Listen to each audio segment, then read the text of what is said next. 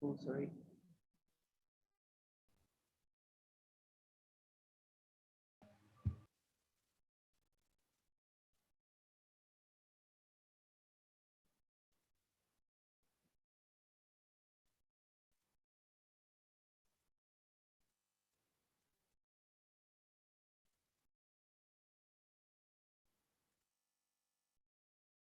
So shall I leave it on or can I stop sharing now? I believe you can stop sharing now, Mr. Raja. All right. Okay. I mean, it works fine. Right. Okay. Right. Okay, we're still waiting for another 2 speakers. Okay. I think Madam Khalila is waiting to be admitted. And also Madam Yasmin as well.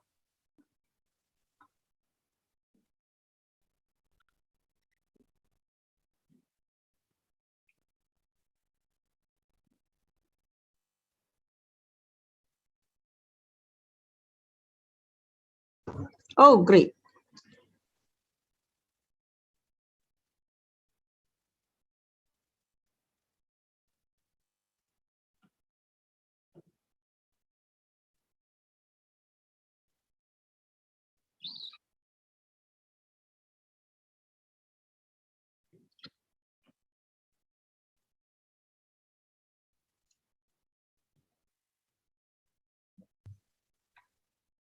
Welcome, Cikgu Yasmin.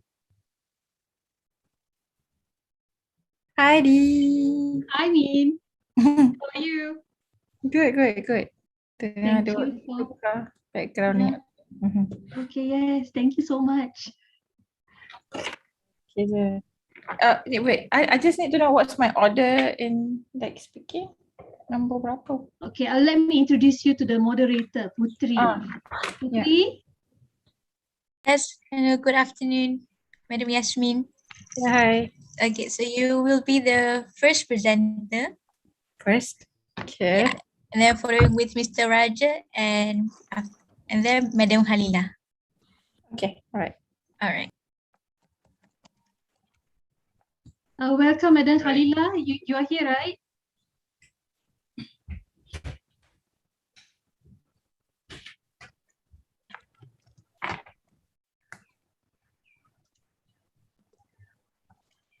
I think I saw Madam Khalila just now. You crack together. Oh, wow, I don't think you can kill it. I'm sorry, Madam Hila. I think we cannot hear your voice.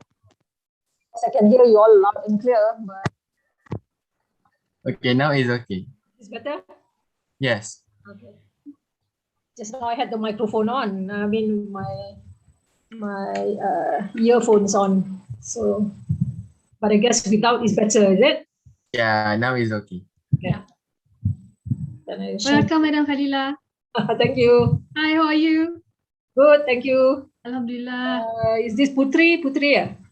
Yes. I am Putri. Good afternoon, Madam Halila. Afternoon, everyone. The rest of you are what? The team members. You're running the technical aspects, is it? Very good. Put on a good show. And all of you are trainee teachers as well. Oh, okay. Yes, we are. Yes, Madam. Wonderful. Have you got the other speaker in here as well? Yes, we are here. Yep, I'm here too. Yeah, I can see you, Yasmin, but Yes. there you go. Hi, hello. I got to increase my volume.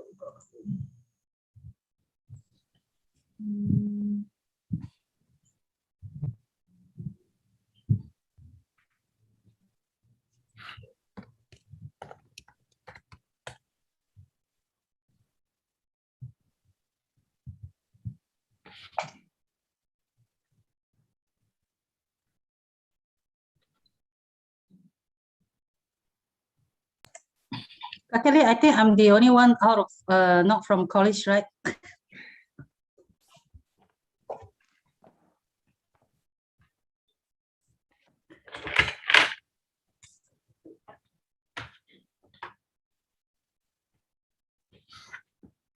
Oh, hi, Bibi. Hello, Miss B. You're muted. We can't hear you. Oh, sorry. Yeah, I think I'm the odd one here. But actually, Yeah. I'm a school teacher, a very long-term school teacher. Hi Yes. to welcome, everyone. welcome to webinar, Miss B. Yeah, because actually I got a contact from Kuhan. So I just joined to see all of you. Future teacher, if you want to come to Shah Alam, you must tell me. You can come to my school. My Yeah. course is SK Section 13, Shah Alam. It's a exemplary school. It's done a lot of good things, and it's even Yes. got a junior AFS club. Oh, that's interesting. Junior AFS Club. Yes. Yes. We also have in in secondary schools, in high schools, one in the north in Tapa, or one in the south in Johor, and one in Negeri Sembilan. But those are secondary schools, and Bibi's school is the only one with a junior AFS club, and she's done amazing things, having classroom exchanges with many countries. So it's good. So that's She takes the initiative. I hope all the teachers in here also will do the same once you start working full time. Actually, TESL teacher is the best person to have webcam class because like many schools in Korea, they love to exchange with Malaysia because they want to learn English. So since you're like a TESL teachers, it's the best. I'm not a TESL teacher, I'm a music teacher. So I also got into this program because of they like English, so we like pura-pura macam kita pandai lah. I hope you all will become one of them because actually through this webcam class, our students can really learn things which they don't learn from the textbook, is something from overseas. Okay. I agree with you, Miss B.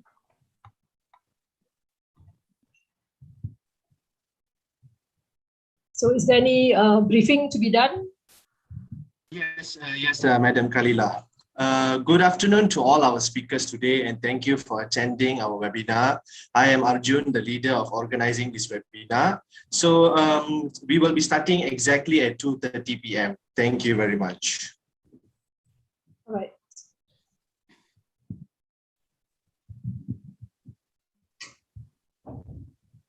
The Q&A will happen how? Through the chat room, or you will pick up the questions and then ask it? I mean, the moderator, I suppose.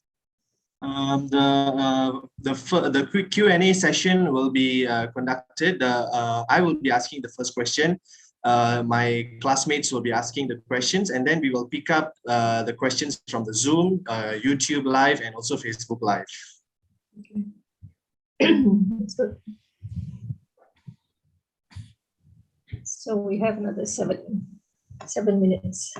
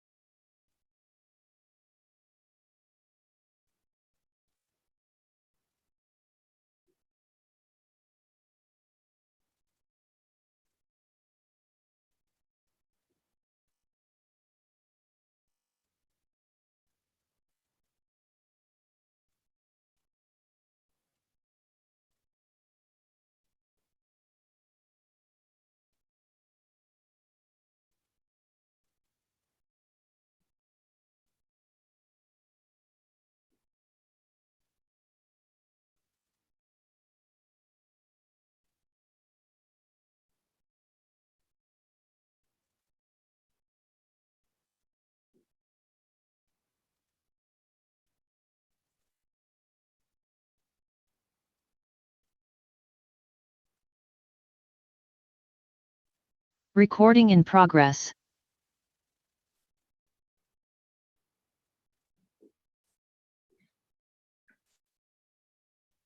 A very good afternoon to all who are present today. I am Arjun, the leader of the organizing committee for this webinar. As the representative of my TESL course-mates and my IPG, Institute Pendidikan Guru Kampus Temenggong Ibrahim, Johor Bahru, I would like to extend a warm welcome to everyone here present in this webinar. Allow me to give a short background to my IPG. Institut Pendidikan Guru Kampus Temenggong Ibrahim, IPG KTI, is managed by the Malaysian Institute of Teacher Education, Ministry of Education Malaysia, IPGM KPM, located in Cyberjaya. IPG KTI was established in 1964.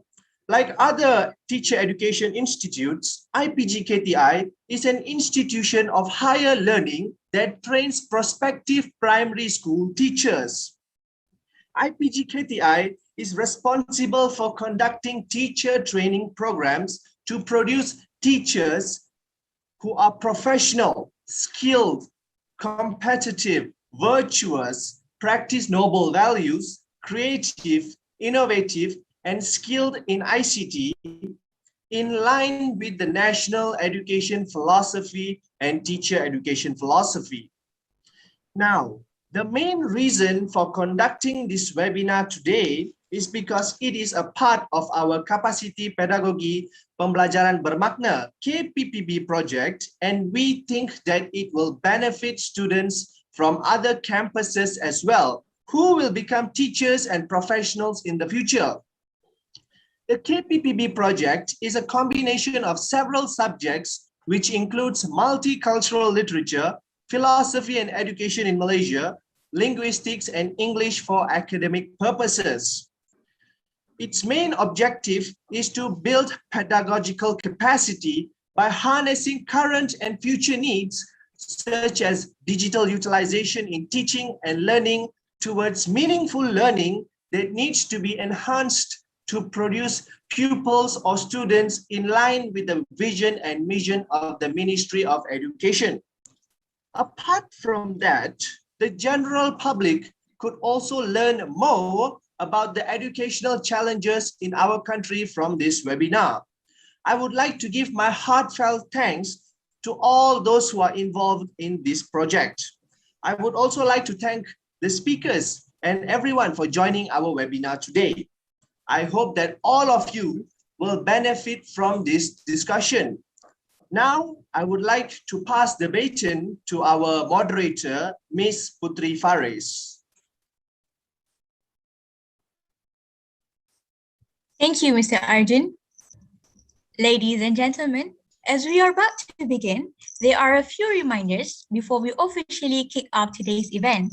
May I remind everyone of the following webinar's etiquettes. First, keep your mic mute at all times unless you are called on. Second, keep your cameras off to avoid any distraction. Third, respect and listen attentively to our speakers. Fourth, you can participate in the conversation by writing your questions, comments, suggestions, and other feedback in the Zoom chat or Facebook and YouTube comment section. We will pick the question from the chat or comments for a short Q&A session right before ending the session. Attention to all participants, the link for SPL KPM e-certificates and participants' attendance, as well as feedback and suggestion form, will be given 10 minutes before the session ends. I repeat, attention to all participants, the link for SPL KPM e-certificates and participants' attendance, as well as feedback and suggestion form, will be given 10 minutes before the session ends. I am Putri Faris, a first semester student of PISMP TESL, and I will be your moderator today. On behalf of the first semester students of PISMP TESL, we welcome you to our webinar entitled Education in Malaysia, Embracing Changes and Multiculturalism for Impactful Teaching and Learning. Our main objective for this webinar is to sharpen our knowledge and enhance our minds on education in Malaysia and learn new things to be implemented for effective teaching and learning, as well as discussing relevant issues to be prepared ourselves for the real world.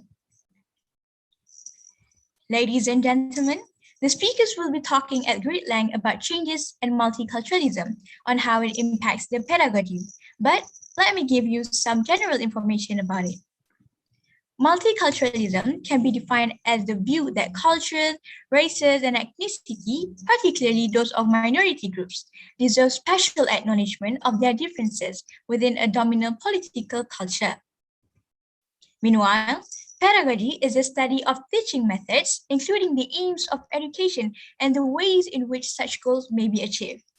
The field relies heavily on educational psychology, which encompasses scientific theories of learning, and to some extent, on the philosophy of education, which considers the aims and value of education from a philosophical perspective. Now, before we move on, let us begin with the recitation of dua that will be led by Ahmad Iman Zulkifli from 3 PISMP TESL 3.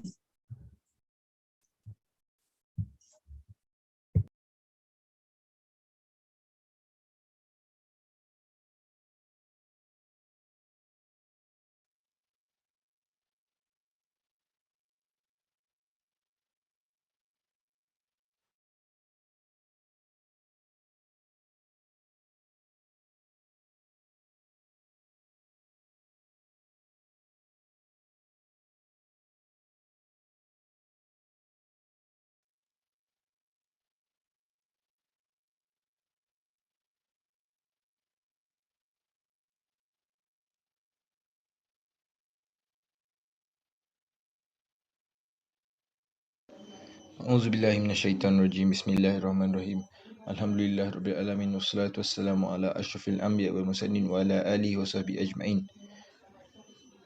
Ya Allah, yaf'al ma yurid, we express our gratitude to you for allowing us to attend webinar Education in Malaysia, Embracing Changes and Multiculturalism for Impactful Teaching and Learning. Ya Allah, we ask you for the safety of our religion and the welfare of our body.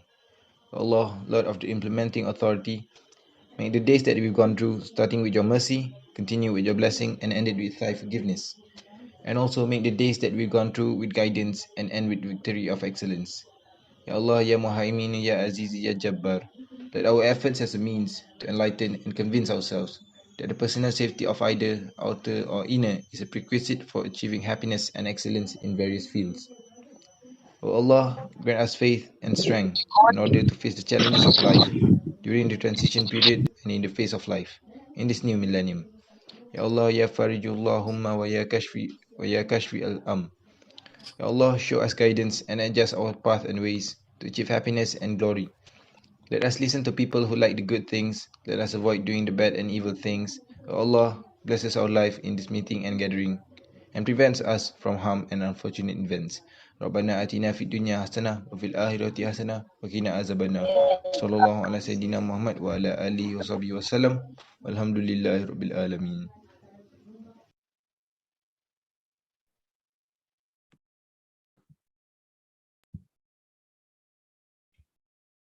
Amin Amin Ya Rabbal Alamin. Thank you to Ahmad Iman Zulkifli for the recitation of dua just now. Now, without further ado, I would like to introduce our guest speakers. Let us begin and welcome our guest speakers. Our first speaker is Madam Yasmin Nurul Amin. Madam Yasmin was appointed as a Guru Cemerlang Kimia in SMK Lasar Petaling Jaya. She is a holder of a bachelor's degree in applied science majoring in industrial chemistry from University Science Malaysia USM in 2001 and received her education diploma from Tuanku Bainan Teacher Training College IPG KTB in 2002. She is also a former analytical engineer turned chemistry teacher in 2002 and has been teaching chemistry, science, and life story to the boys in SMK Lasal since 2005. Madam Yasmin is the first Malaysian finalist for the Global Teacher Prize who was nominated in 2015. She was awarded the Icon Teacher of the Year in 2015 and 2016. And in 2018, she was chosen as the STEM Icon Teacher of the Year. In 2019, she was chosen to represent Malaysia in the 15th Asia Europe Foundation Classroom Summit in Tokyo, Japan, and became the winner of the FBPJ United Nations Representing Sustainable Development Goals Award in providing quality education. Our next speaker is Mr. Rajalingam Pillai, son of Vaira Perumal. Mr. Raja is currently an academic lecturer in the Department of ELT Pedagogy in English Language Teaching Center, ELTC, Bandar and State. Mr. Raja's previous career was in SMK Tinggi Port Dickson, teaching Malaysian University English Test Muet for pre-university students. He had experience teaching in both primary and secondary schools, having taught in SK Sungai Judah, Kuala Langat, and secondary school SMK Tinggi Seri Perpati Negeri Sembilan. Mr. Raja has handled numerous English-related activities for students to improve their creative thinking ability and proficiency. Mr. Raja holds a Bachelor of Art in English Language Studies and Master of Art in English Language Studies from Universiti Kebangsaan Malaysia, UKM. He received the Excellent Service Award in 2006, Best Teacher Advisor for the English Panel in 2007, and Best Indian Student 2002-2003 during his studies in UKM. Apart from this, Mr. Raja can speak up to 6 languages: English, Malay, Tamil, Mandarin, Hindi, and Javanese. Our third speaker is Madam Khalilah binti Datuk Muhammad Talha. She has been a PR practitioner for 34 years. She graduated from the National University of Malaysia with an honors degree in political science. Upon graduation, she did a 14-month stint with the university in the Chancellery Division before branching out as a junior consultant with Eric White Associates, a PR consultancy firm, before moving on to UMW Holdings and then to Malaysia Airlines, where she stayed for 12 years. Becoming editor of the in-flight magazine Wings of Gold and later Going Places. From the air, she moved to the ground, where Madam Khalilah joined Plus, the largest highway toll concessionaire in Malaysia from 1997 until 2015. Other than that, Madam Khalilah was the first exchange student from Malaysia to go to Denmark under the AFS multinational program. She is currently serving her second time as the chair of AFS Malaysia, which is affiliated to AFS Intercultural Programs, a global not-for-profit network that provides intercultural learning opportunities to help people develop the knowledge, skills, and understanding needed to create a more and just peaceful world. Dear fellow participants, let us move on to our main agenda. With the experience of teaching school students from a variety of cultural backgrounds and the various changes and development in the education system since 2003, I'm positive that our first speaker, Madam Yasmin, would have a lot to say regarding our topic and tips for future teachers. Now, without any delay, let us begin by welcoming our first speaker with a big round of virtual applause. Let me call on our first speaker, Madam Yasmin. Okay, thank you so much, Putri, our moderator of the day. Can you hear me well? Is that okay? All right. To my fellow speakers and also to my dearest friend, Dr. Diana, who invited me to be here with you all today. And of course, to all the, I would say the teacher to be, yeah, okay. I was once at your place, okay. But I don't remember having this chance actually to listen to any role models, any, teachers who have been there, done that, to actually, gain some experience. But I've had a really, really great experience in teacher training, in my teacher training college, because I've had like great lecturers, and I believe that whatever that I'm going to present today, what story I'm going to tell you today is what I've been, cultivating due to the lecturers that I've been with. Okay, so value your lecturers. So I'm going to share my screen now.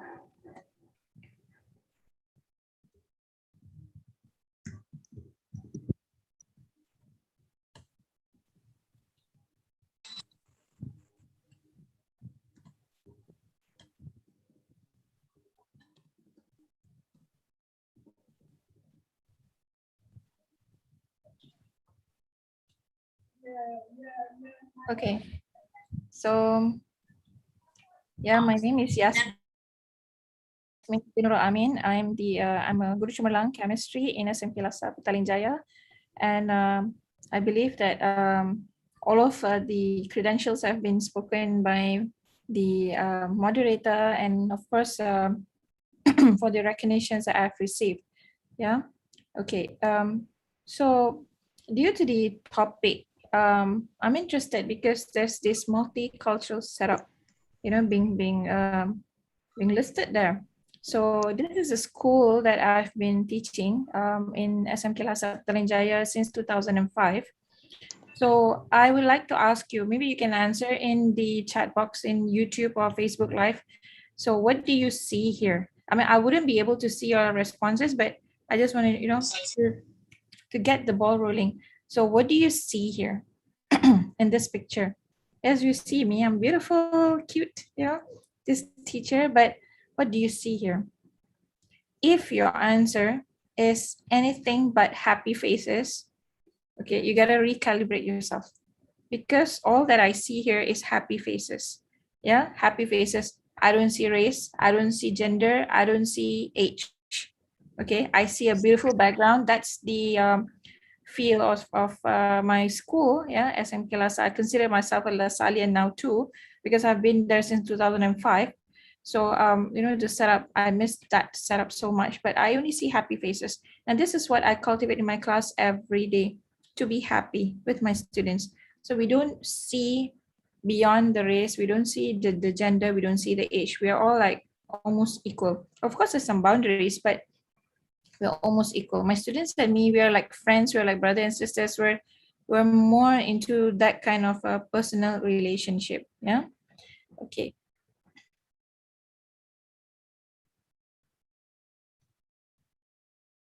So basically, to start off, I would like to say that I've been holding this since day one that I became a teacher.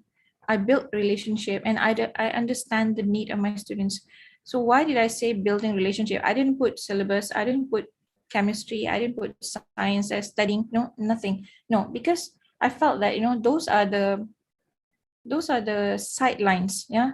Teaching and learning is actually a sideline activity. The main activity is to build relationship, because I need to know who are my students and what are their interests. If you see here, there's a picture of us, okay, of me and my students wearing Kinabalu t-shirts. So basically, I took my students to Kinabalu. Yes, I didn't reach. I reached 2,777 meters high. That's the highest I've been in my life. But, but my students reached. Okay, so I know their interest is they want to make a difference. It's not about climbing the mountain. It's about making a difference. It's about showing people what can they do at the age of 16 and 17. Because, at the age of 16 and 17, they want to go to the toilet. They still have to ask permission. By the age of 18, you have to make life decisions. And I felt that, that's not fair.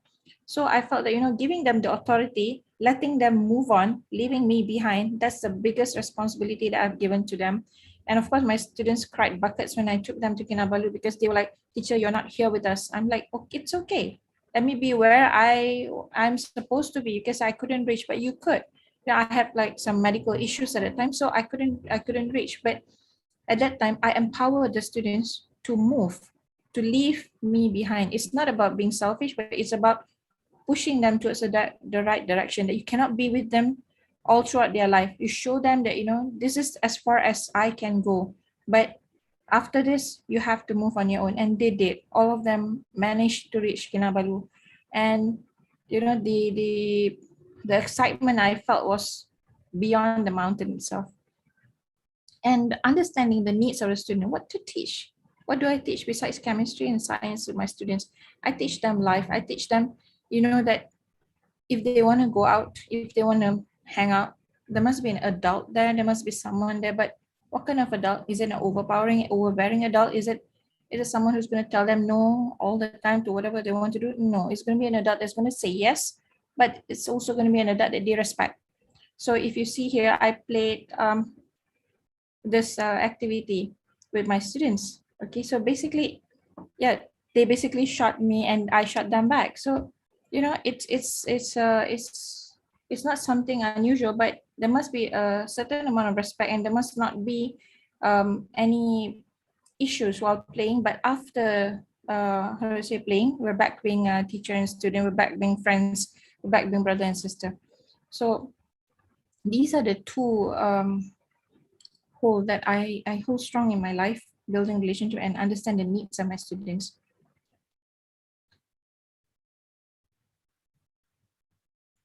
So with that, what do I do? What do I teach then?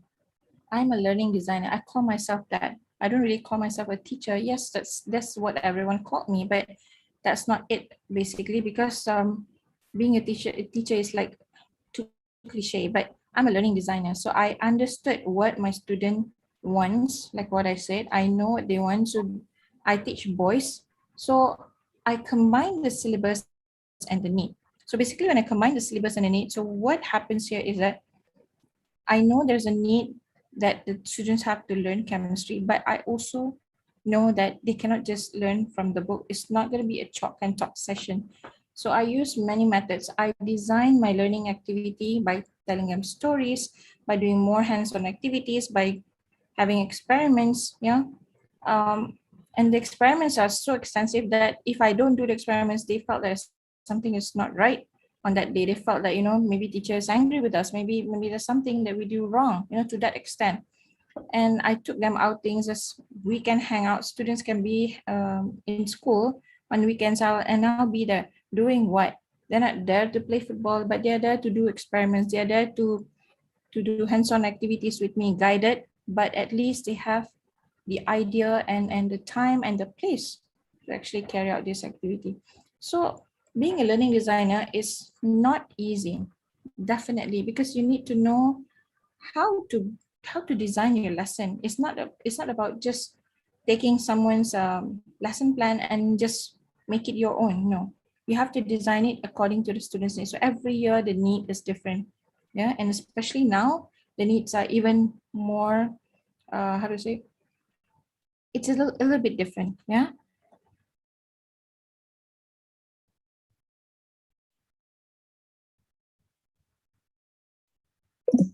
Oops.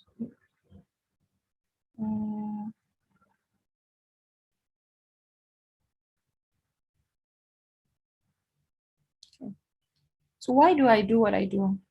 Because I love the fact having my students always with me, because many teachers, I would say, complain that students normally don't enter the class, or if they're in class, they just, they don't focus, they don't want to do homework, or they don't want to be, participating in class. They'll just be sitting down, sleeping. But I don't get that in my class at all. Because if the students are sleeping, it means that, there either something wrong with your teaching, or your words are, boring, or the situation is not conducive and something is not right about the students. So you have to address that. So I felt that when I do all these external activities with my students, the students are always with me. I can actually tell them anything, and they can learn. They want to learn from you. They want to have those sessions with you. They want to have class with you. Yeah, imagine last year during the pandemic, I have class every night for my fifth formers, for my form 5. Is that a burden to me? No, because the students want it. Why do they want it? Because they felt that, a whole day of not doing anything at home, at least we have this chemistry class at night. Only through Discord. Yes, it's just through Discord, but at least, the teacher is there and I listen to them, and basically they have the chance to participate because they want to prove themselves. Yeah.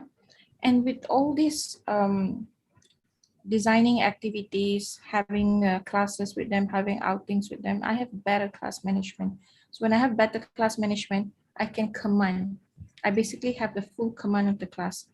Not only that, I get to know them well. I get to know who are their parents. I get to know who are their siblings. I get to know, all whatever that involves in their life, their girlfriends even. Yeah. So basically, what is this impact on my life? I have fun. I'm having fun. I'm still having fun because my life is not boring. I don't feel that I have to teach. I don't feel that, it's compulsory to teach. But I felt that, this is where I want to be. This is the very activity that I want to do every day, with my students. Okay, so you see here, when I took my students to Kinabalu, we won actually a prize in 2017. So we got funded.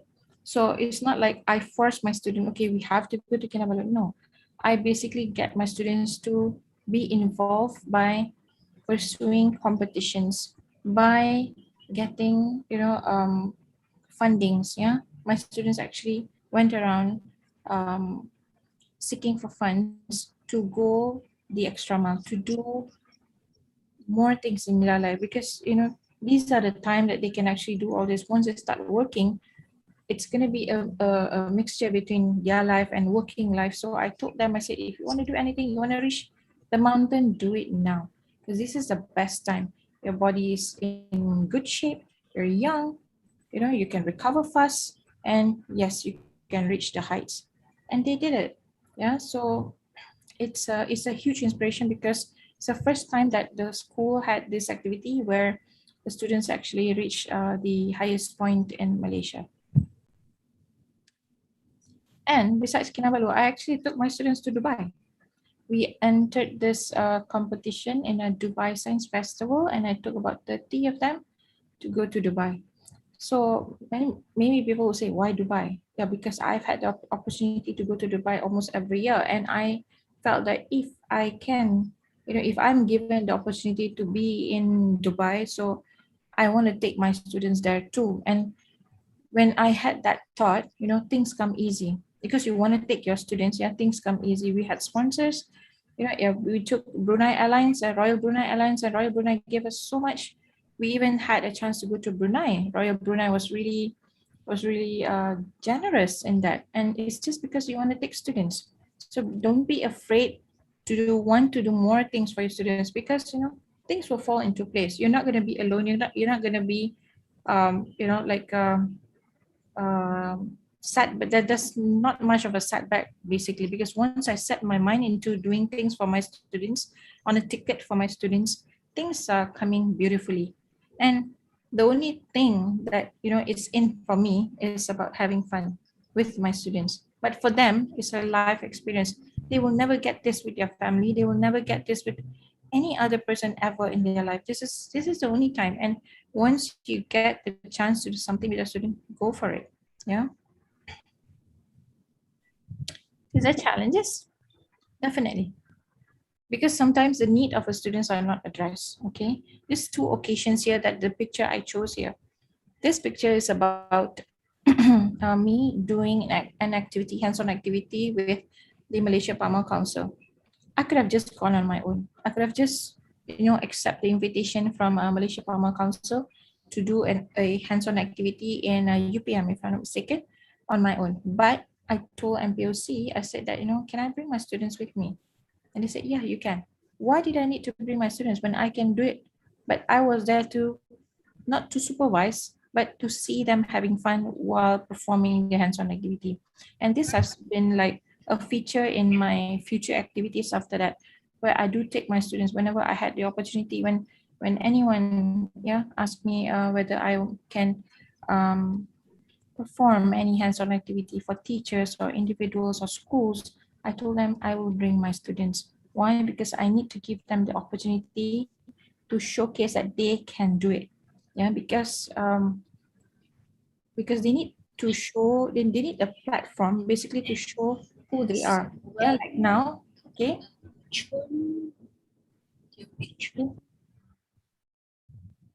Yeah, because like now, even this session is conducted by students. So I believe that, the same thing should happen at a younger age.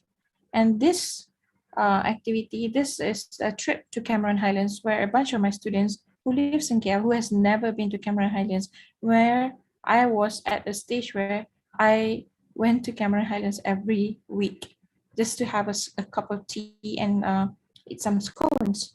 So I told another teacher, the one in red here, Cikgu Yasir, I said to him that, these boys said that they have never been to Cameron Highlands, and he was like, okay, let's go. Yeah.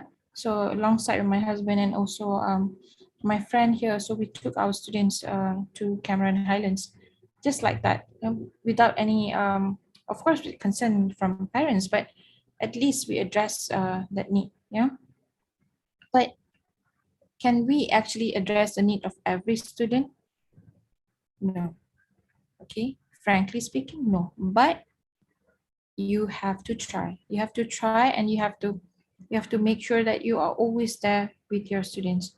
How many students is ideal for you to actually address their needs and challenges?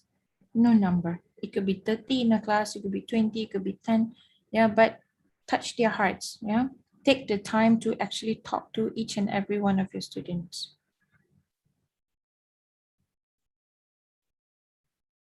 So what do you have to do as a learning designer, as a teacher? There has to be some sacrifice. You gotta be generous too, and you gotta communicate. Sacrifice in what way? You have to sacrifice your time. You have to sacrifice your life. Basically, we are the frontliners in education. Yeah, if the doctors and nurses and the police and the army can actually sacrifice their time and also life, yeah, to contribute for the country, so we teachers are the same. Because when we design our learning experience for the students, we are sacrificing our time.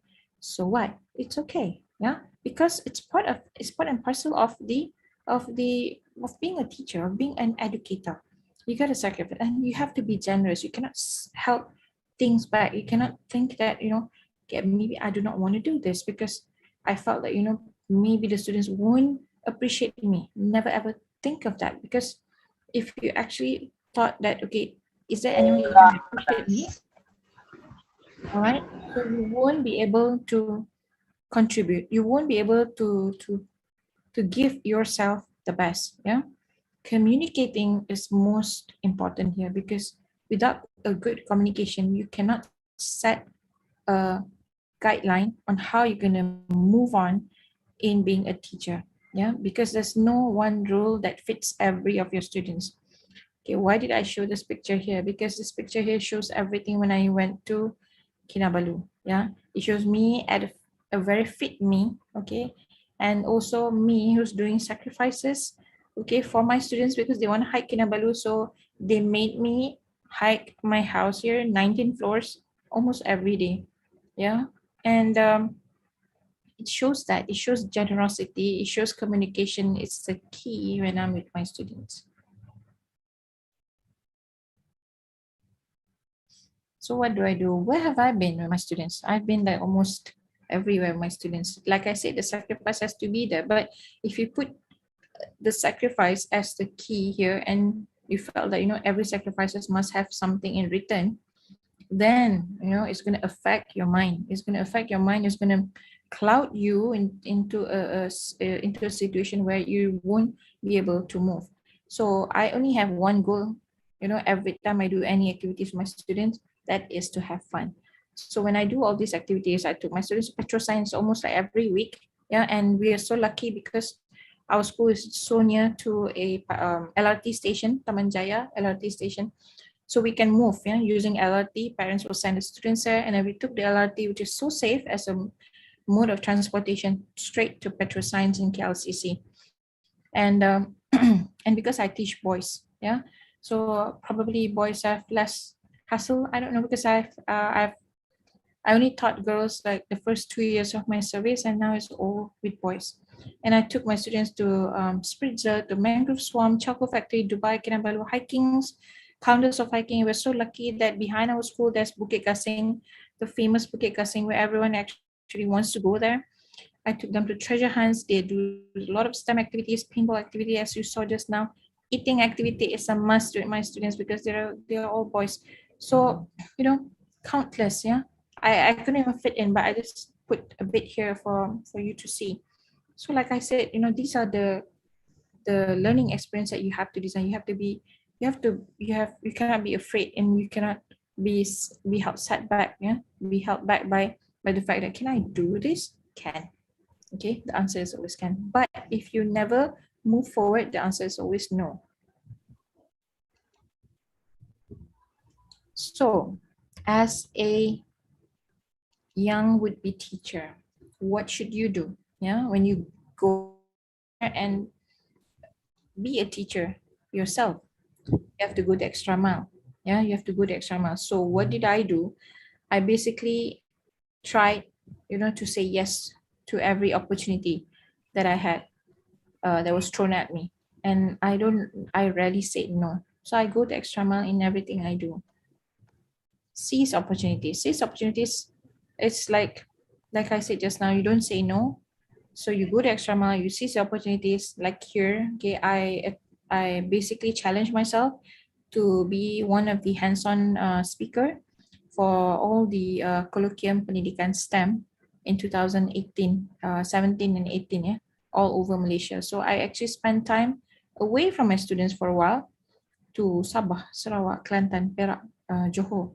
But I felt that, it's an opportunity for me to take my students with me. Some of them, I rotate them, and I also get the opportunity to be, to learn from other educators. Like here, these are my STEM benches. We call ourselves STEM benches. So I learn from them a lot, and I have like this established relationship, a strong working relationship with them. So this opportunity will not come to you, every day. It will come at one point of your life, and if you don't say yes, yeah, you'll be held back. But if there's a time that you have to say no, make sure it's a good no, yeah. And say yes to experience too. I would say that I'm not, an extrovert. Dr. Madiana can, can say yes to that, because I'm hardly a speaker. When I was in high school, I'm not, someone who put myself on a pedestal.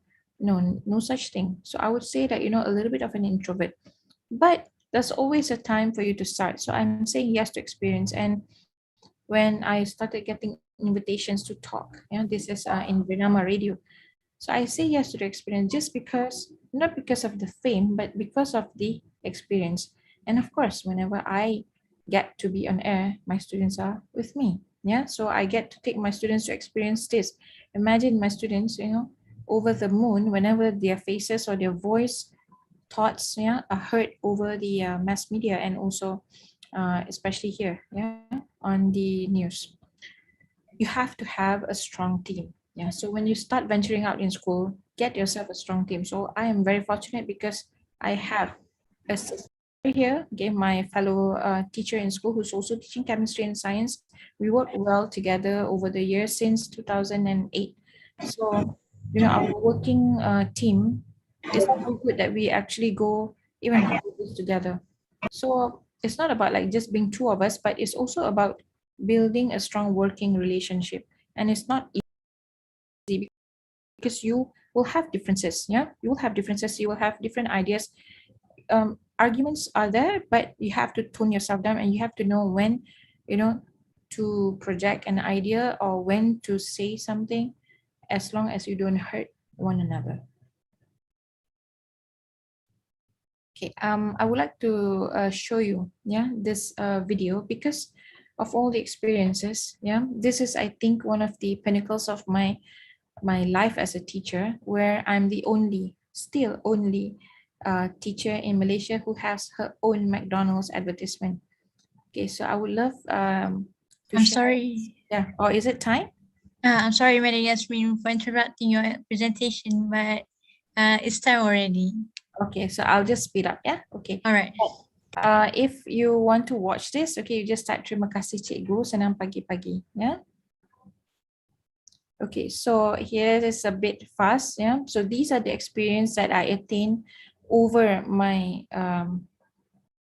my life as an educator. Yeah, where I've been like what the Miss Moderator said just now, I was chosen as the first top 50 finalists for the Global Teacher Prize. And ever since that, my life changes 360 degrees so many times that I lost count. So I met so many wonderful individuals around me, and that's what I prayed for every day. Yeah. Okay, so and because of being a teacher, you will never get rich, never, but you will have, a lifetime of enrichment in experience. So basically, I got to go to Brunei, I got to go to Dubai, I got to go to Japan, and soon I'm going to US. So all these experience, all these places that I've had the opportunity to go to is because, I'm an educator. It's because of the way I design my lessons.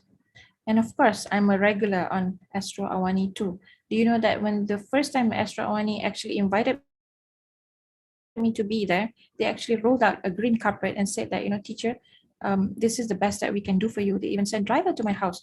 So I never felt that, a teacher can be treated this way, but yes, they did.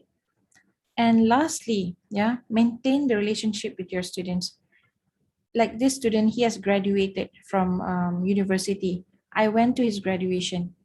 I actually took the opportunity and also, spend my weekends with my students and their families.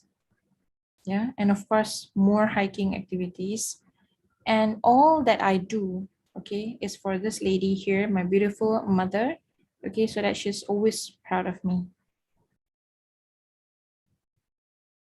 And finally, my last words, you have to be the role model for the next generation. And that's what I strive to be every day.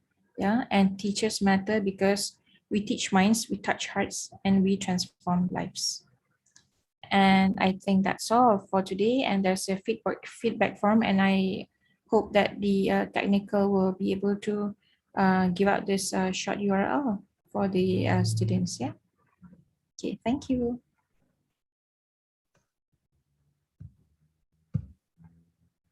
Thank you, Madam Yasmin, for the great explanation on that particular topic. I must say, your statement about teaching and learning, which is our role as an learning leader, but it is more towards building the relationship with the students and understand their need as well as respecting their choice, which was very interesting. Once again, thank you, Madam. Attention to all participants, you may fill in the feedback form of Madam Yasmin's presentation. The link will be provided in the chat box and comment section, or you can simply scan the QR code on your screen.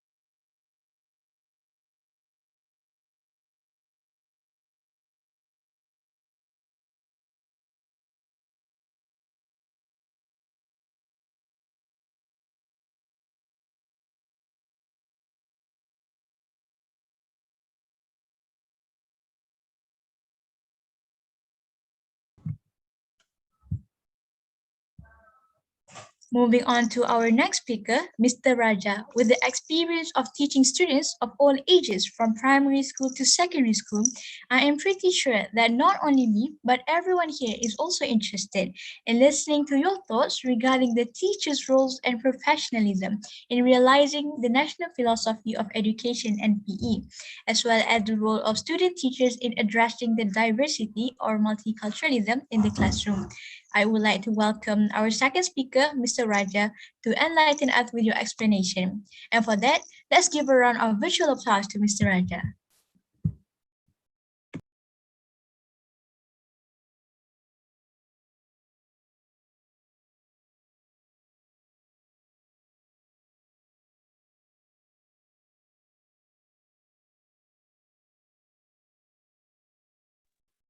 Sorry about it. Hello, everyone. I thank you, Putri, the moderator, for a good job. And well done to Dr. Diana and all of your students for organizing this conference.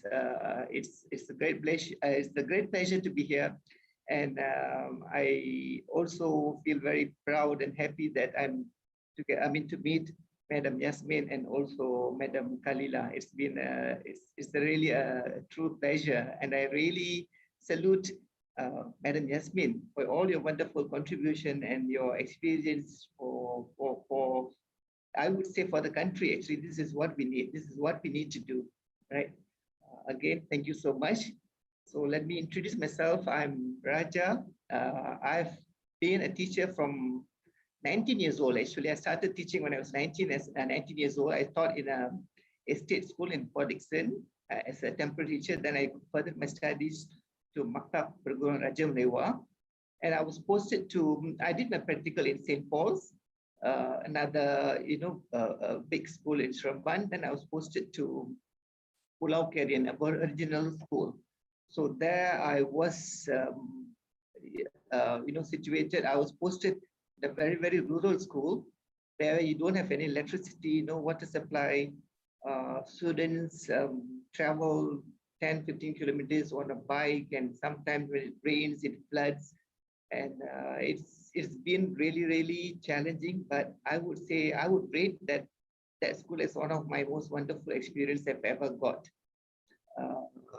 So let me go to slides. Right.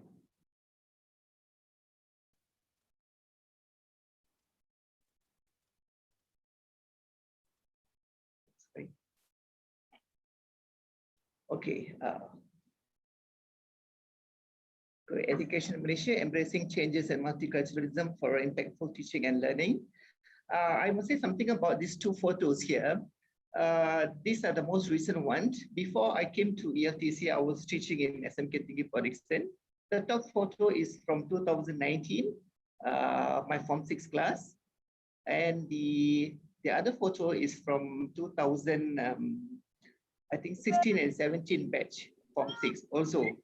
So what is so special about them? Because if I were to send all the photos, I think I've got like, just like one Yasmin said, I've got thousands of photos with students.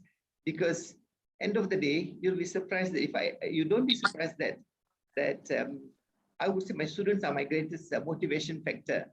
It's not like me motivating them. They are the one who motivated me for everything I do, because they enjoyed whatever I do, and they acknowledge whatever I do, and they keep learning. And that is the spirit that we should create among the students, the spirit to learn without us forcing them to learn. The learning should come naturally to them, that they want to learn. That is one of the most important factors that a teacher should do or can do, right? The bottom photo, if you really see carefully, there is a Chinese boy, a few Malay students, one of them is Iban, and me being their class teacher. So these students were initially very quiet and passive, but as time progressed and they got to know me, and I'm not the, I would say, normal kind of teacher who conducts normal lesson plans. I do some crazy stuff in class. I just be myself. I'm into songs and drama and acting. And you know what, you'll be surprised, end of the day, you see the students, they do follow you. They do follow you, right? You can make a change, because end of the day, sometimes teachers used to complain that my students are so and so, they're very passive, they can't do this, they can't do that.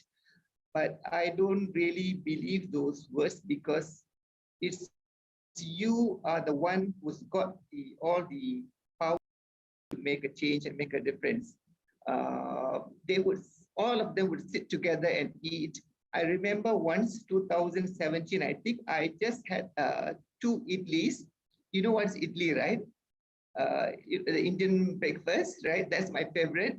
So these students would always tell me, sir, belanja lagi kita orang, sir, beli lagi kita orang. I say, you nak makan ke? Beli, sir. So, and the next day, actually, I forgot, and I had only 1 idli, and I had some curries and dalcha, and I had some chutney. I gave the whole pack to them. These 6, 7 boys shared that 1 idli, and everybody ate.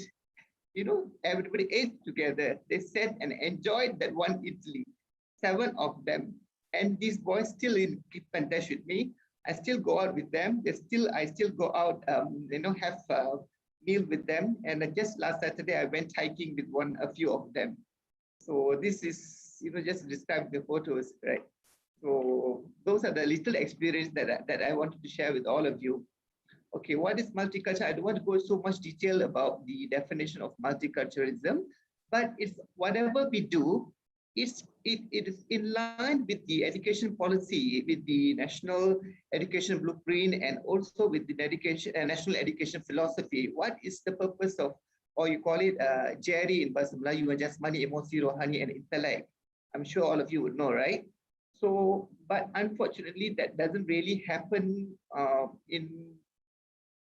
among teachers, and teachers don't really stress or give importance to all these things, this holistic learning.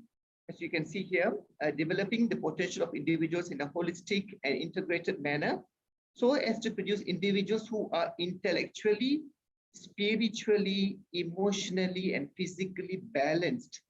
That is what we are lacking, because we are so much focusing on the academic, but we tend to forget all those little things, important things that a student as a human being that they should have, right?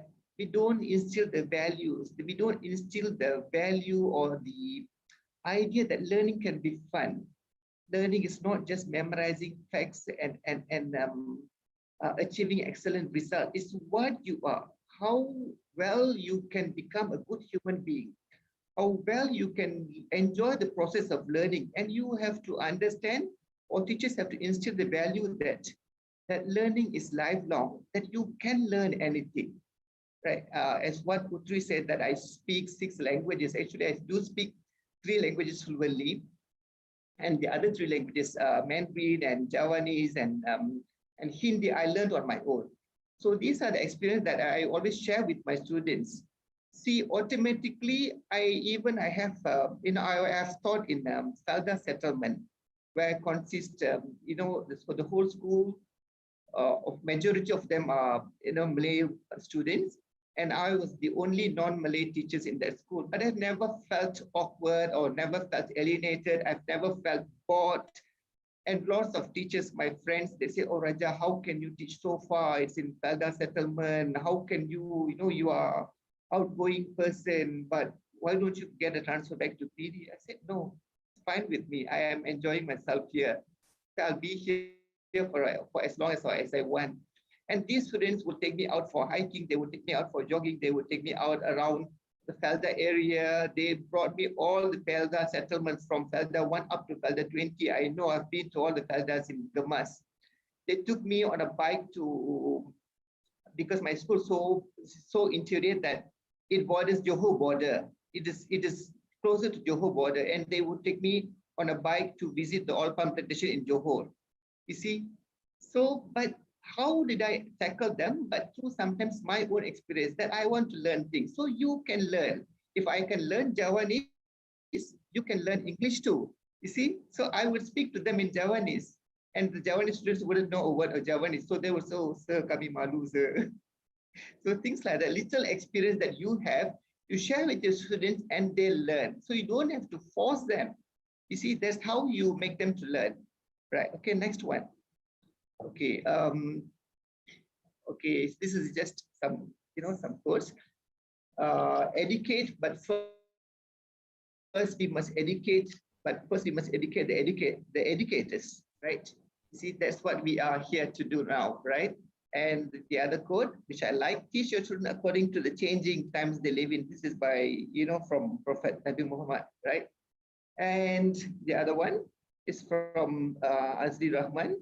What he says is, if you look at the last sentence, there is a sense of phenomenological evidence in the country that this society is breaking down and we must seek solutions through education. And those things are in our hands.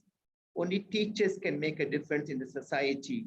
Of course, you have other parties who can do things, but we are one of the important people. We have the power to make a change, right? Okay, you see, whatever that I'm going to say in a few minutes is all relevant or related or in line with the National Education Blueprint and also the National Education Philosophy.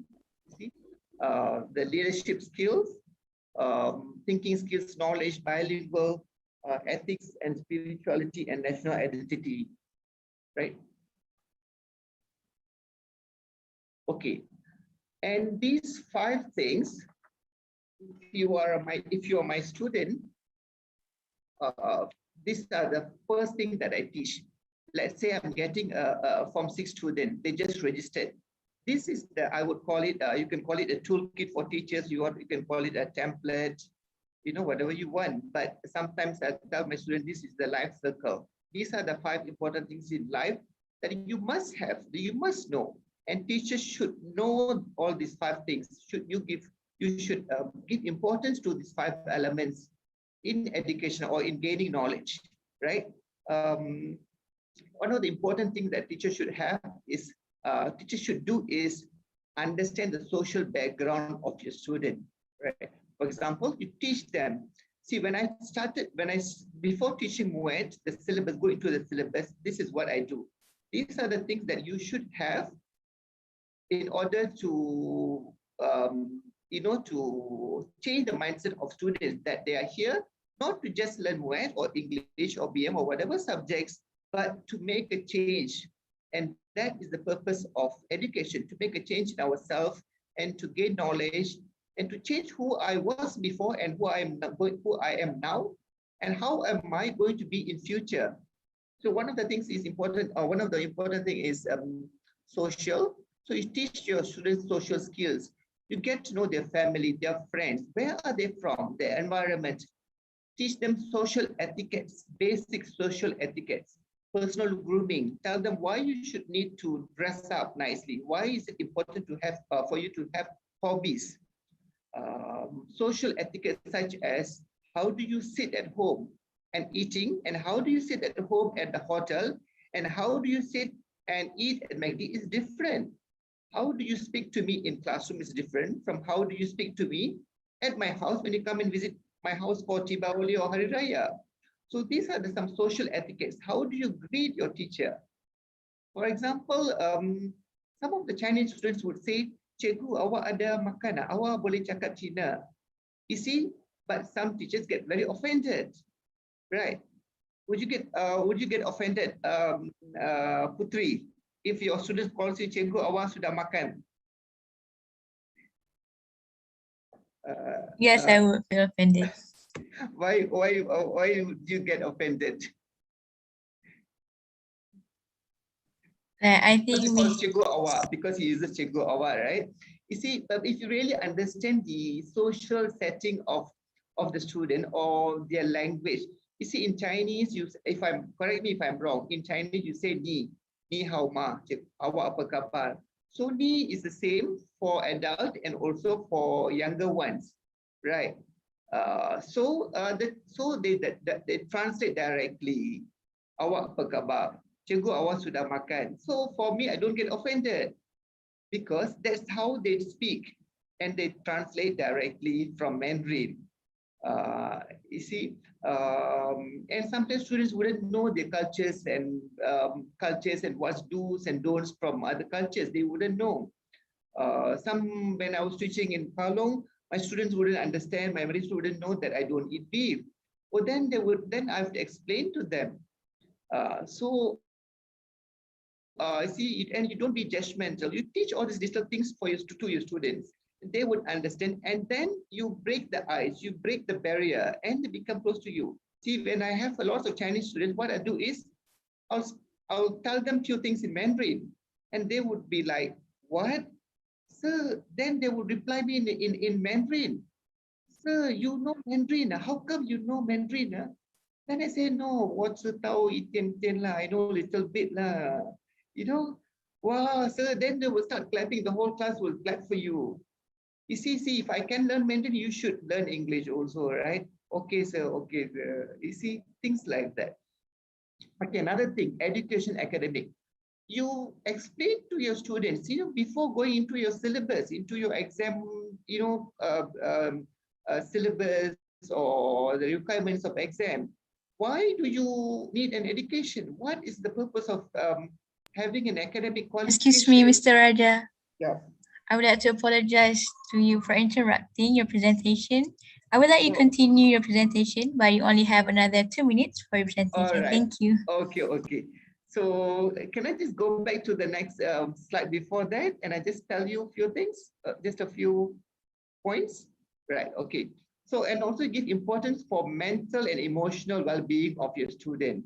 Teach them that, what is the consequences of being angry or you're being sad and fear, jealousy. Give them or tell them the importance of having good mental health.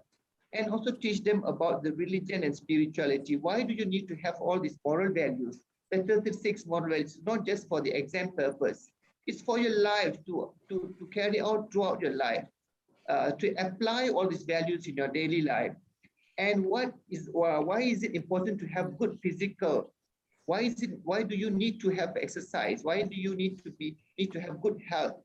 So tell that importance. So these are basically the 5 must think or 5 or you can call it a toolkit that you must have as a teacher and also the students should have, right?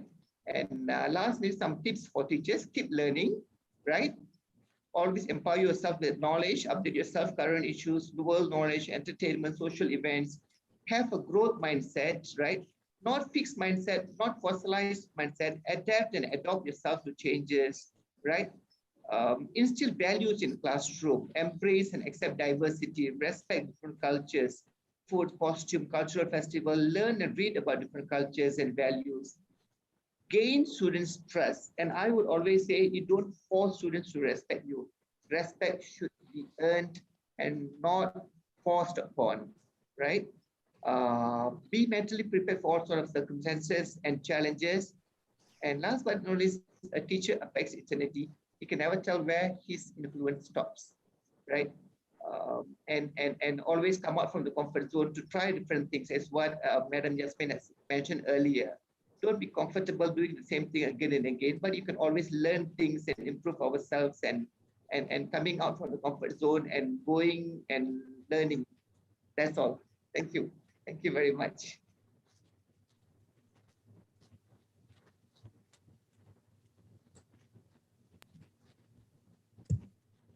Thank you, Mr. Raja. I believe that the explanations and points given to us were very clear and interesting. Personally, I agree with your statement that educational blueprint and national philosophy of education hold an important objective in ensuring a clear process of teaching and learning. Also, we should not be judgmental as a teacher. Instead, we have to break the barrier between the students and try to understand them. I must say, it really helped me understand more about education and multiculturalism. I trust all the students, teachers attending this webinar, including myself, have gained more knowledge and experiences, particularly in the education field, as our preparation to become teachers in the future. I hope now the audience has a better understanding of how multiculturalism and impactful teaching and learning are connected to one another. Thank you, Mr. Raja, for enlightening us. My pleasure. Moving on. As mentioned in Madam Khalila's biography just now, I could say that she has been exposed to multiculturalism and is involved in AFS intercultural programs, not only locally, but also internationally. With that being said, I am sure that our third speaker, Madam Khalila, must have a lot to share about AFS in embracing diversity and its impact for teaching and learning. Without further ado, I would like to welcome Madam Khalila to give her talk on the topic. Yes, thank you, Putri. First of all, I would just like to say I'm delighted to be here, sharing our experience in AFS with the trainee teachers who will become future educators. So you carry the power to shape young minds and create leaders. You will be changing mindsets, you'll be changing attitudes. You will become influencers and perhaps even role model that will last your students' lifetime. So a great responsibility rests on your shoulder, but no pressure. So the future of Malaysia is actually resting on your shoulders. So I'm happy to be here to share what AFS has. But I think, Putri, you have a question for me. Ours is going to be conducted in Q&A style because I did not have a PowerPoint presentation for this session. So I think I will start with maybe how AFS, what is AFS? Yeah, because not many of you here know much about AFS. So we are a voluntary, international, non-governmental and non-profit organization involved in intercultural learning. So we have been around for 107 years now. Okay, so with all that experience, you can appreciate that, you know, we have had a lot of experiences and journeys recorded from the students who were involved in the process. So AFS actually started in 1914 during World War I, when a group of well-heeled altruists, shall we say, they are mainly university students, American university students who wanted to be involved in the war effort, but in a non-aggressive and non-combative manner. So they volunteered as ambulance drivers. And that's why it was called American Field Service, or AFS, you know, the Ambulance Field Service. And they helped to ferry the wounded from the battlefields to hospitals. And this went on until the Second World War as well. And I would say that during the Second World War, when these ambulance drivers were providing their service in far-flung countries, such as, they have to drive through the mountainous terrain of the Balkans, they have to drive through the scorching desert heat of the North African countries, and they were also in the teeming jungles of Burma. So all this, I think, was their first taste of multiculturalism. we can say that probably. So because they have to deal with logistics, food, water, where to send the patients to, that kind of thing, with the locals. So I think that was when they first had their toes dipped in multiculturalism. So when the war ended, they wanted to still come together and promote peace, because they saw a lot of carnage, a lot of unnecessary deaths. So they wanted to promote peace in a way that will change the world, but one person at a time. And the best way to do this was through intercultural immersion. Yeah. So that's when the first exchanges happened between former enemies, Germany, France, and USA. Students went to America and lived with volunteer host families and went to school there. So this is the best way for these students, usually aged around 16, 17, because that's when they are most impressionable, and the the impacts will last a lifetime. So these students went to America and lived among the Americans, went to school, the school system, learned the language, and then these exchanges happened. And now we are more than 63 partner countries around the world, including Malaysia. So the AFS in Malaysia actually started in 1958, so been around for 63 years now. So how AFS helps students and teachers in embracing diversity and multiculturalism, I would say that through this immersive experience, the students gain the ability to better see themselves through the eyes of others. Okay, when they go through this journey, they learn self-confidence, they learn who they are, and also they learn what others think of them. They are able to challenge assumptions, they are able to broaden their views, challenge stereotypes, and better appreciate global issues. Also, they gain a better understanding on how to shift these perspectives effectively and appropriately. So we feel that the immersive culture is the best way for students to appreciate and gain better perspectives on other cultures. Yeah, so we develop practical 21st century skills to face the challenges of the world now. As you know, we are all interconnected. We all face the same challenges. The pandemic, for instance, it's a global thing. Issues of poverty, of hunger, of inclusivity and diversity. So all these issues are addressed by our students.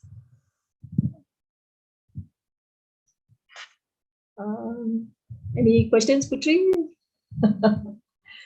So basically, experiential learning is what's important in AFS. Yeah.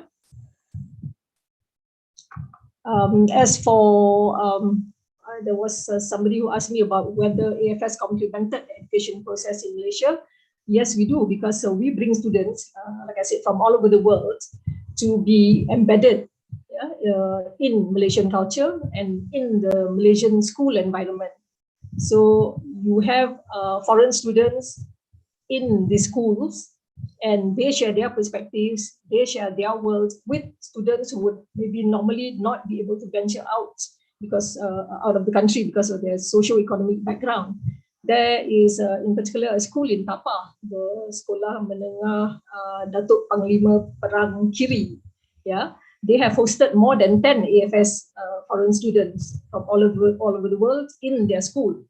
And what has happened is that the teachers saw that their students have improved their proficiency in English, and more than 75%, in fact, and they gain self-confidence. They are able to interact. So it's not just the foreign students learning about Malaysian culture, but Malaysian students here learning about the foreign culture as well by not venturing out. Yeah, because the students are coming to them, the world is on their, at their doorstep. So basically, AFS is education beyond the classroom. AFS encourages everyone in the global community to embrace our philosophy of learning to live together. Yeah, so we have just the foreign students. We want to foster Malaysian students here learning intercultural learning and understanding through this method.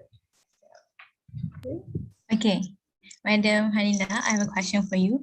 Yes. What would be your suggestions to empower multicultural learners in Malaysia? Okay, you see, nowadays the educators are not just expected to teach. Yeah, they are also having to include students, for instance, from diverse groups and backgrounds, and help students examine their personal biases that may affect their learning. So multiculturalism is important because it allows us to examine our bias. It allows us to peel, like the onion, peel all our prejudice, our biases towards other cultures. So the significance of this multicultural education is it gives individuals the opportunity to actually examine their own social and cultural biases. They break down those biases and then they change their perspective. Okay, so because we have already 107 years of experience in documenting the students' journey, so we are able to come up with modules and programs that will help, make this more clear to teachers as well as students. Usually, this when we think about social and cultural biases, it is limited to race, call it ethnicity, but actually they're not. They should also include the way students view people with disabilities. Okay, so educators will have to be prepared to counter negative perceptions of disability in the classroom. Yeah. So for AFS, we also send students that are disabled, either they are deaf or they are blind, to go on this exchange experience so that they will also learn. And similarly, we host from overseas. Yeah. So we want basically to collaborate, we want access, we want to empower individuals with disabilities so that they can create conditions maybe for self-advocacy and for inclusion. To us in AFS, education is actually a path to peace, because AFS mission and vision is all about fostering greater cultural understanding for a peaceful and just world. So we say that education is a path to peace, and teacher training programs can help prepare educators to deliver curriculum that supports the cause of peace. Yeah, through the tolerance, respect, understanding, acceptance from the cultural perspective. And that's why the experiential learning to us is important, because you remember in the words of Benjamin Franklin, you tell me, I will forget. If you teach me, I will remember. But if you involve me, I will learn. So involvement, you have to actually get them involved in all your activities so that the learning is impactful and deep. Yeah. So multiculturalism, I think, is important for education and educators in Malaysia. Thank you, Madam Halila, for your explanation. I have another question for you. Yes. To what extent does AFS complement the education process in Malaysia?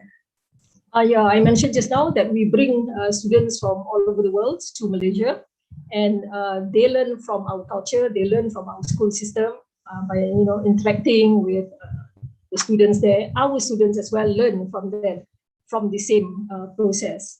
And in fact, the what we call the AFS effect is really lifelong. It's not just during that 1 year that they make friends, they have a family that they call, ma, papa, they learn the language. But after they leave, they still have fond memories of this country because of the people they interacted with. Yeah, and our students that have been abroad, they come back, they learning skills, of course. Some of them pick up the language, not Javanese, Our speaker is very good in Japanese. But if they are embedded in France for a year, or they live with a family like me in Denmark for a year, so we come back, we know this language, and we make lifelong friends, and the interaction is always there throughout your life. Yeah, and we also have these students, because we want to, instill not just awareness, but also action-oriented students who are global citizens who can take action. So we have, just as an example, there was this student who went to the United States. He came back, he became a teacher, and I think it's a noble profession, so kudos to all of you for choosing it. And this student, Fazri Hassan, he's an award-winning teacher. He teaches special education kids, and he came up with a module, a methodology to make these special education students learn to read faster in Bahasa Malaysia, and it's called Fast Read, after his name, Fast Read. It's actually fast reading. So we want to develop more and create more of these change makers. And in AFS, because of the structured and the guided and the facilitated program, so the students are able to learn throughout their journey. And is that right? Can you understand? Everybody understands? We have also actually programs for teachers. We have teacher exchanges as well. Well, when all this pandemic is over, we can reinstate it. For the moment, because of the pandemic, we have online exchanges. So it doesn't stop. It's not just a person-to-person exchange, but it is also an in-person exchange, but also now it also happens online.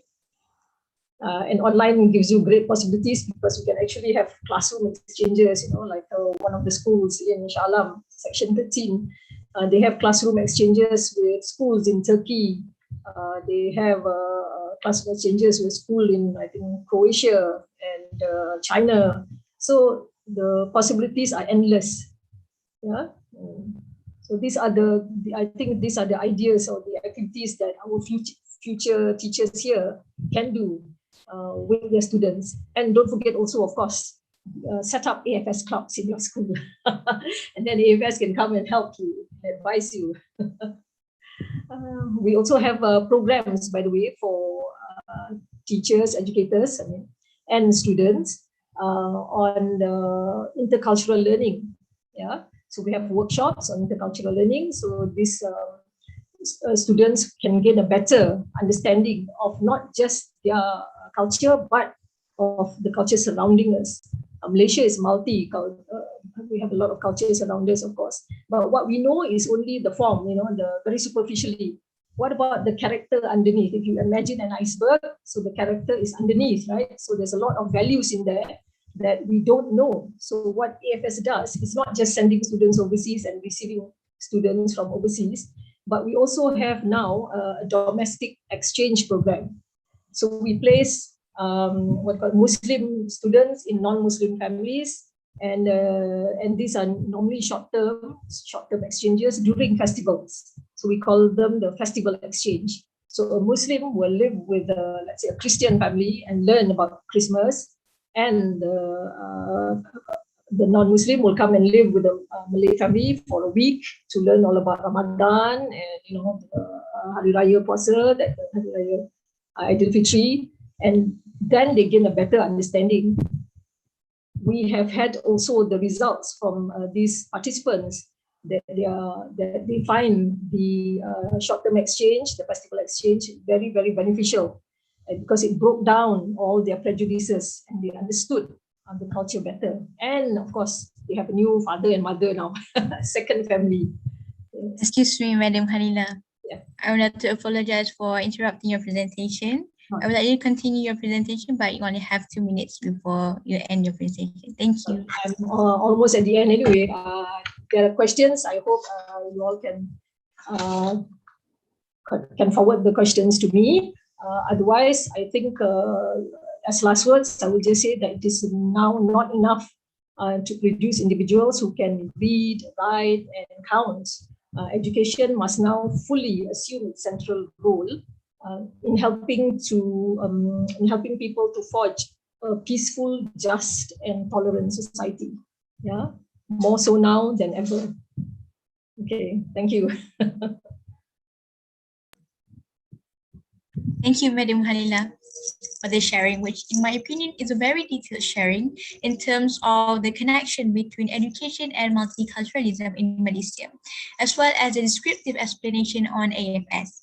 Your interesting statement about AFS as it brings students from all over the world, foreign students to be unbeat. From there, they can learn about each other cultures and foster intercultural learning through this method. It really made me realize that AFS plays a great role in empowering people to become globally engaged citizens by delivering meaningful intercultural experiences that could assist future teachers in their teaching and learning. Dear fellow participants, we are now in the Q&A session. If you have any questions, please write them in the chat box or in the comment section for those who are watching from Facebook and YouTube live streaming. Our team will select a few questions and I will convey the selected questions to our respected guest speakers. Okay, I have a question for Mr. Raja. Okay, my question is, Mr. Raja, we always talk about change in our education system, but is it really the change that we need right now? How will the change in our education system impact the teachers and students, and how will the teachers deal with the change? Okay, right. Thank you. And sorry, your name, please. My name is Arjun. Arjun. All right. Okay. About the, what was initially the first question? Cater the change in education system. Yes, Mr. Raja. How do teachers accept the changes in the education system? I think one of the important factors is we have to equip ourselves with knowledge. You see, there are so many changes now, especially in this COVID time. The main change, I think, in fact, I'm affected by that. All this online learning, so many templates, so many apps, so many tech-related apps and gadgets. Everything is there, but unfortunately, there are teachers who are still not familiar. And talking about being very, even I too have to learn. You see, through my students, again coming back to my students, I have to learn all the things from my students as well. So we need to equip ourselves with knowledge and skills. So we don't really, blame the education system or blame the society for whatever. But if we equip ourselves with knowledge and skills, there shouldn't be any problem in us adapting to the current whatever situation that we are going through now. You see, the problem is when teachers, they don't really equip themselves with knowledge, skills, they'll find it very hard. And I have personal, friends who are, teachers who are struggling to adapt to all this kind of changes. And another thing is, you see, students nowadays are getting advanced. They are very knowledgeable. They know all these issues. I know students, I can sit with students and talk about World War I and World War II, geopolitics, American politics, from Donald Trump to George Bush. I can talk about Illuminati and you name it, they know. But if teachers, we do not equip ourselves with knowledge, we will left behind because the students would judge you as a teacher because they would know, oh, how come, I know all these things, but how can I cannot share these ideas with my teachers because my teacher don't really, welcome this kind of talks with them.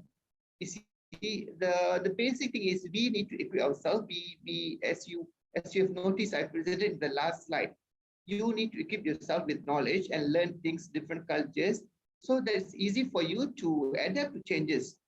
That's why we need to come out from the comfort zone to learn things.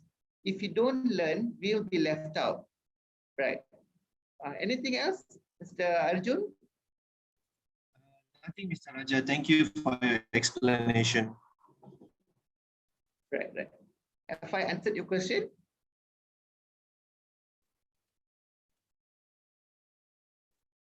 Yes, Mr. Raja. All right, all right. Thank you, thank you.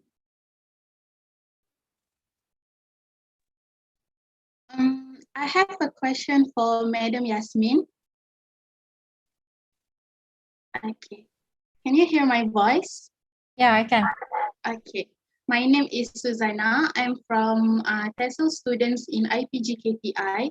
My question is, teachers are generally the implementers of a curriculum. So how do teachers deliver this curriculum content effectively in a multicultural classroom?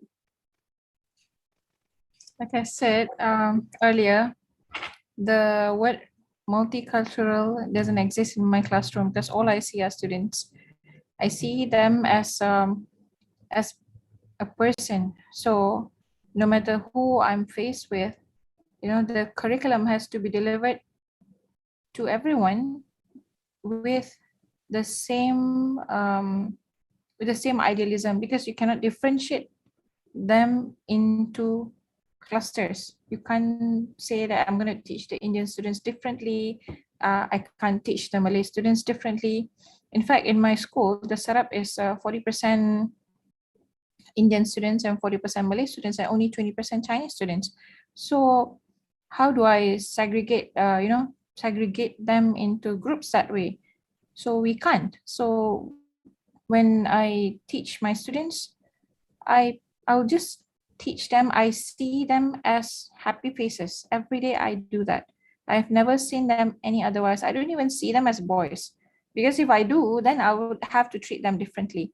But I see them as, as they are. And because of that, we're so close, and we're just friends. Yeah, we're just friends. I would say that we're good friends. And there are some of my students who became my best friends. They even call me besties. Yeah, they will message me and say, "Hi bestie, how are you today?" And yeah, there's a huge age gap there, but because I also portray to them that I'm forever 17 with 27 years of experience, there goes my age. But yeah, okay.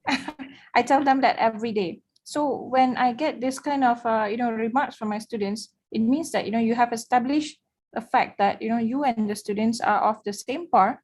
Yeah, like what Mr. Lalia said just now, respect has to be earned. So I respect them, they respect me. And of course, we have differences and we will argue, yeah, like how we always do. And that's why I love the age cohort of 16 and 17, because I felt like, this is the age, like I said earlier, you are not allowed to go to toilet, without any permission.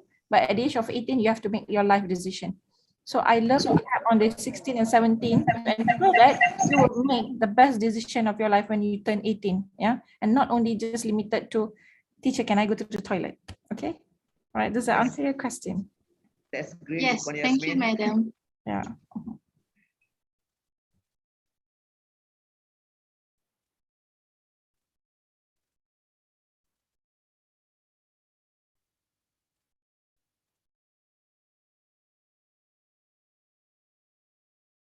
I totally agree with you, Yasmin. Right. I'm Yes, so, yes. intrigued by the fact. I can see you, I know you, even though we just met. Oh, you will love my boys. You will, I mean, like, Yeah. if we can have like, Yeah. cross-class activities, you will love them, because I'm it's so funny that, when they have to ask you permission to go to the toilet, yeah, I felt so Exactly. not okay with that lah. Yeah, that's why I said I break some rules in classroom. We have to. Yes, all the time. Lots of little rules. I don't want to share it here. No. Have to be. No. You have to be my student. Yeah, true. They have to be our student to know that. Yes. Can I share something, Dr. Diana? And students as well. The one thing that sometimes in school I hear from students is, unfortunately, there'll be like teachers, when students have problem, they assign this particular teacher to this particular race of student. Meaning, if you're a Malay teacher, you handle problems from Malay students. If you're an Indian teacher, you handle problems Indian students who are having problem. And so goes for Chinese student. I think that is something that we should totally avoid. Right? If you're a teacher, you should be able to handle everybody. And that's why you are in school, because the system doesn't teach you to do that. But why do we need to do that? Because any students who are comfortable with it can come and talk to you. All right. So we don't assign students, we don't marginalize students or differentiate students from whatever background they are. If what you call Putri is a student who feels that you're comfortable with an Indian teacher, you should by all means should go and speak with him or her. And same goes for any other reason. So that sort of mindset should change. We shouldn't have that in school. Yeah. In relation to that, Raja, I just want to say that AFS has trained about 100 educators throughout Malaysia on the global competence. We give out global competence certificates to Malaysian educators, and it teaches them this kind of approaches as well. How to identify stereotypes and generalizations. Yes, and then we have the dive techniques, which is describe, interpret, verify your facts first, and then only you evaluate. Yeah. So we have all these kind of tools and techniques and programs that can perhaps be an aid for educators in Malaysia. How to approach it, because communication styles are also addressed there. Yeah, I agree. Thank you. All right, so this will be the last question. So this question is for Madam Khalila.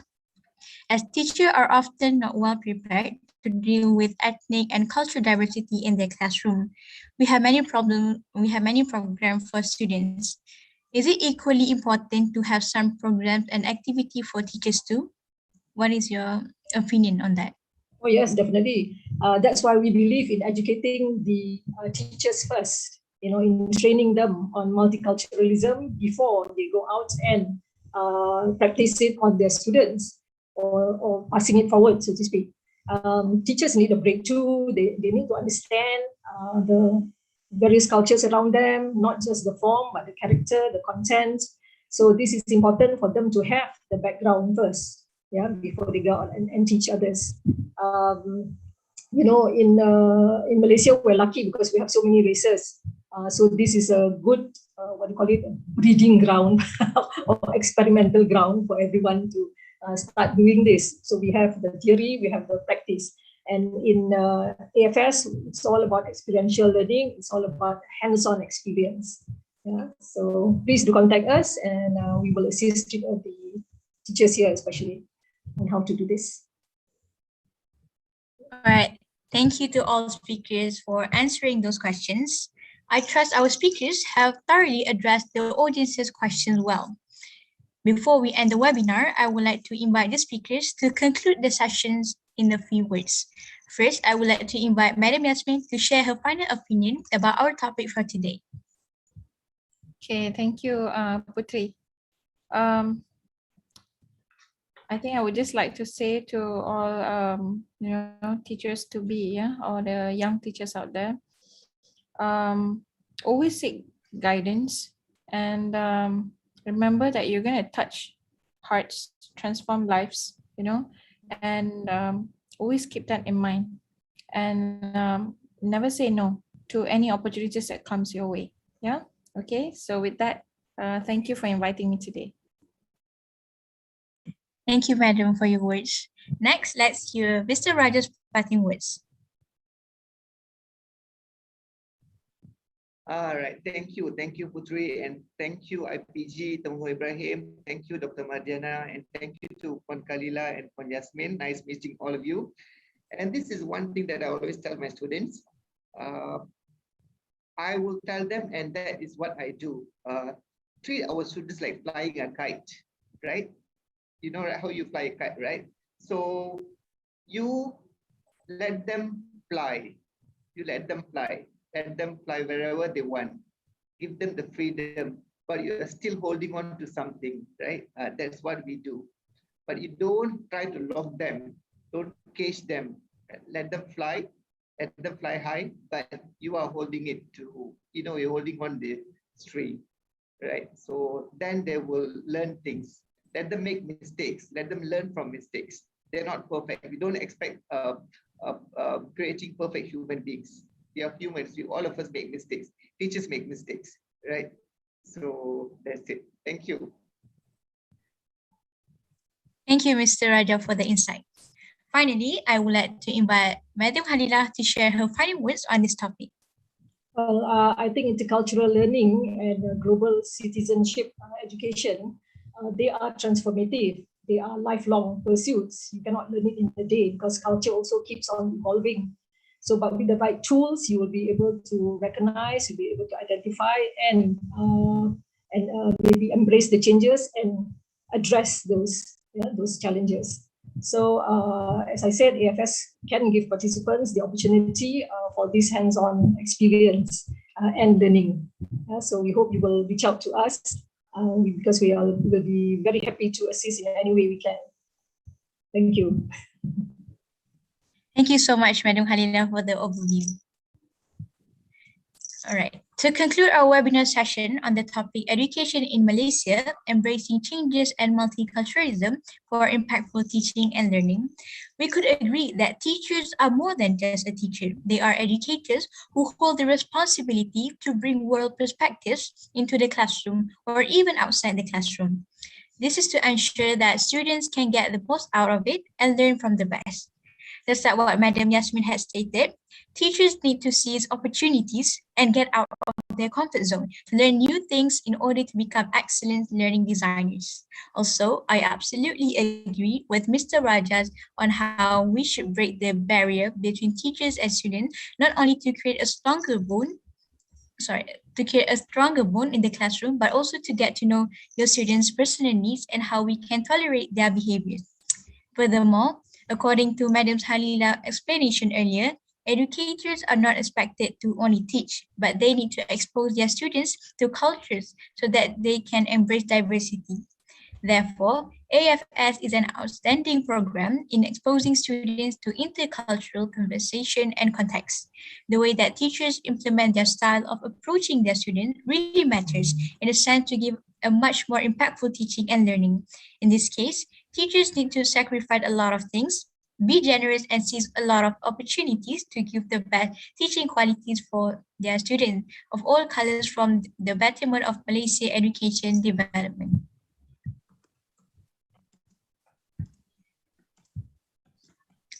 Ladies and gentlemen, it has been a great day and a wonderful afternoon with all of you. We truly appreciate the time you have given to us. We look forward to having these webinars with everyone again in the future. We also would like to thank our guest speakers, Madam Yasmin, Mr. Raja, and Madam Halilah for the wonderful insights and knowledge they have shared with all of us. Thank you to our lecturers, Dr. Mardiana, Ms. Norshida, Ms. Neni, and Madam Nuriza for guiding and making this webinar a reality. Thank you. Now, we will be having a short photography session. Attention to all participants, you can turn on your camera to join in the photography session with our guest speakers.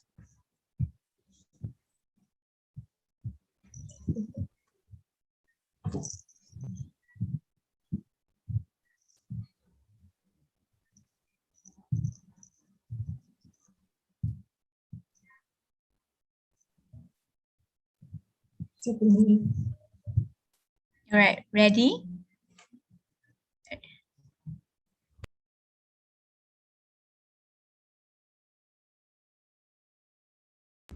One, two, three.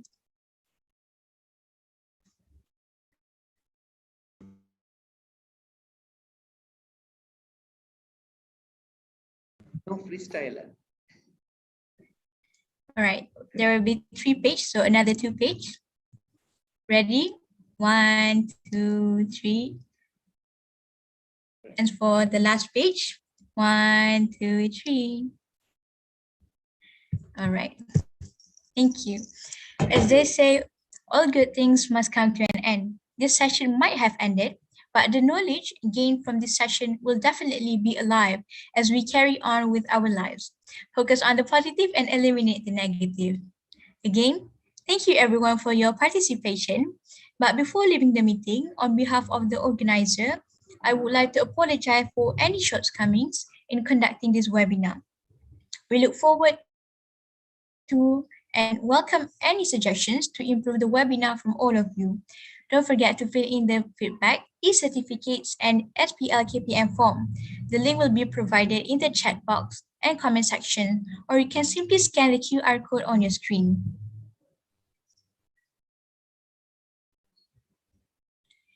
Thank you. Once again, this has been your host, Putri Faris.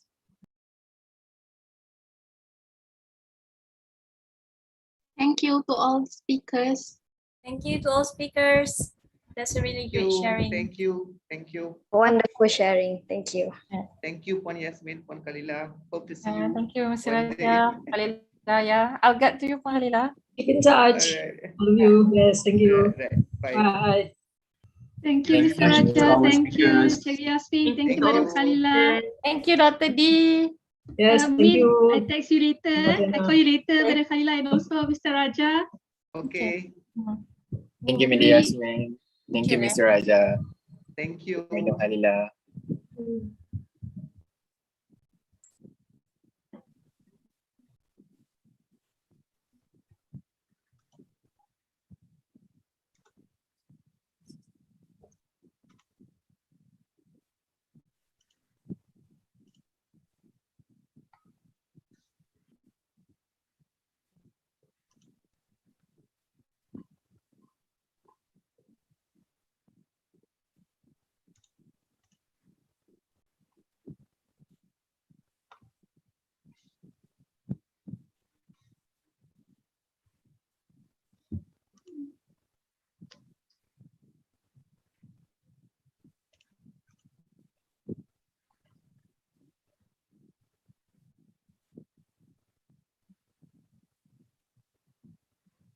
Are we all here?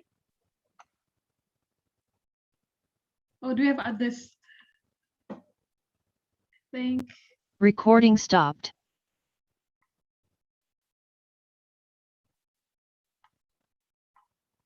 Okay, I think only us, right? Yes, no?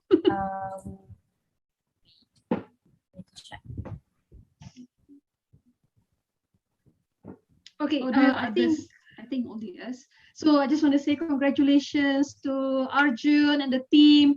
You guys did very well. I'm about